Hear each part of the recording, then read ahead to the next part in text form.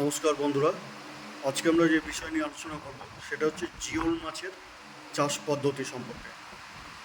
জিওল মাছকে তার প্রাকৃতিক পরিবেশ থেকে তুলে এনেও বেশ কয়েকদিন বাড়িতে রাখা সম্ভব হয়।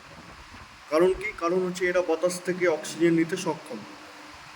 ফুলকা ছাড়াও বাতাসের অক্সিজেন নেবার উপযোগী অতিরিক্ত শ্বাসযন্ত্র এতে থাকে বলে দূষিত জলে, কম অক্সিজেনযুক্ত জলে, এমনকি খুব কম পরিমাণ এবং কম গভীরতাযুক্ত জলেও এরা স্বচ্ছন্দভাবে বেঁচে থাকে এবং বড় হয়। মাঠে ঘাটে জল জমলে এবং বর্ষার স্থায়িত্ব বেশি হলে জিওল মাছের সংখ্যা বৃদ্ধি হয় পর্যাপ্ত। অনুকূল প্রাকৃতিক পরিবেশ না থাকায় এই মাছগুলির প্রজনন এবং বসবাসের এলাকা ক্রমশ সংকুচিত হতে থাকায় তার অনিবার্য ফলশ্রুতিতে অতিরিক্ত স্বাস্থ্য থাকলেও এই মাছগুলি আজ বিপন্ন হয়ে পড়ছে। অথচ মানুষের স্বাদ, পুষ্টি ও প্রোটিনের চাহিদায় শুধু নয়, পথ্য এবং ঔষধি খাদ্য হিসেবেও এদের গুরুত্ব অপরিসীম। এসব মাছগুলিতে ফ্যাট সবচেয়ে কম থাকে, প্রোটিন উচ্চগুণ সম্পন্ন হয় এবং সর্বোপরি সহজপাচ্য। শারীরিক দুর্বলতা দূর করার উপযোগী লৌহ এবং তাম্র গঠিত পদার্থ থাকে এই মাছগুলিতে। তাই হারিয়ে যাওয়ার আগেই এসব মাছগুলির উপর আমাদের মনোনিবেশ করতে হবে অনেক বেশি। একদিকে দরকার সংরক্ষণ, অপরদিকে প্রয়োজন তার চাষ। তবেই মিলবে সুফল, স্বাদ এবং পুষ্টির জুৎসই জগৎবন্দিকে আমাদের সাথে ধরে রাখা প্রয়োজন। এভাবেই মাগুর মাছ। মাগুর মাছ কি? মাগুর মাছ হচ্ছে সুস্বাদু, কাটা প্রায় বিহীন, প্রায় নেই বললেই চলে, খুবই পুষ্টিকর, সহজপাচ্য, বলকারক খাদ্য সম্পন্ন মাছ। মাগুর মাছের ঝোল বলতেই মনে পড়ে সেকালের মা দিদিমাদের যত্নের কথা, কিন্তু আজ মাগুরের দেখা নেই। তাই মাগুরের বিকল্প খোঁজা হয়েছিল, হঠাৎ করে এই ছোড়াপথে এসে পড়েছিল আফ্রিকান মাগুর, যাকে অনেকেই অজ্ঞানবশত হাইব্রিড মাগুর বলে থাকেন। কার্যত এটি একটি রাক্ষসীয় মৎস্য দানব, যা আমাদের প্রকৃতির বা বহমান নদ নদীতে ভয়ঙ্কর হয়ে উঠতে পারে। অবশেষে আবার দেশি মাগুরে মনোনিবেশ করেছেন উৎসাহী চাষি তথা মৎস্যবীজ উৎপাদকগণ। ইতিমধ্যেই কোথাও কোথাও মাগুরের চারা তৈরির কাজও শুরু হয়েছে। সকল চাষি, প্রকৃতিবিদ, জলাশয়ের মালিক এবং রক্ষকদের মনে মাগুরের পছন্দের পরিবেশকে নতুন করে তুলে ধরা এবং তাকে রক্ষা করার প্রচেষ্টা আজ পুনর্বার প্রয়োজন হয়ে পড়ছে। মাগুরের খাদ্য কি? মাগুরের খাদ্য হচ্ছে ডিম্পনা অবস্থায়। মাগুর যখন ডিম্পনা অবস্থায় থাকে তখন এরা খাদ্য প্রধানত প্ল্যাঙ্কটন, মানে অতি আণুবীক্ষণিক ক্ষুদ্র ক্ষুদ্র জীব। একেবারে অগভীর জলাশয়ের প্রান্তে এরা থাকে, জলস্তর ঠিক নিচেই। ধারীপোনা হলেই এদের খাদ্যে যোগ হয় কিছু পরিমাণ ক্ষুদ্রাতি ক্ষুদ্র পতঙ্গ, লার্ভা এবং কৃমি জাতীয় প্রাণীগুলো, যা মূলত তৈরি হয় মাগুরের আহ, সমকালীন যা মূলত তৈরি হয় সমকালীন উদ্ভিদের পচন, বর্ষণ, নতুন জলে মিশে ধুয়ে আসা প্রাণীর মলমূত্র ইত্যাদির মাধ্যমে।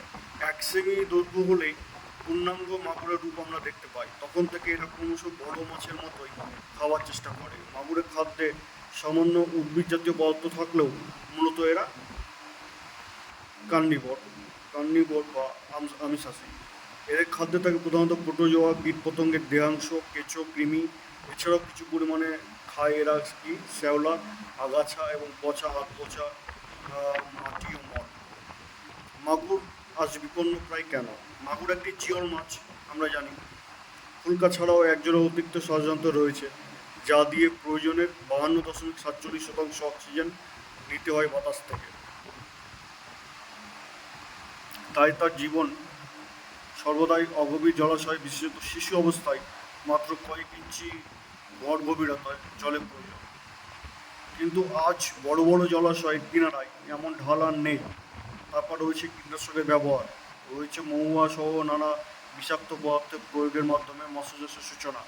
তাই মাগুর, শিঙ্গি, কই, ট্যাংরা, পাবদা সবই আজ প্রায় বিলীন।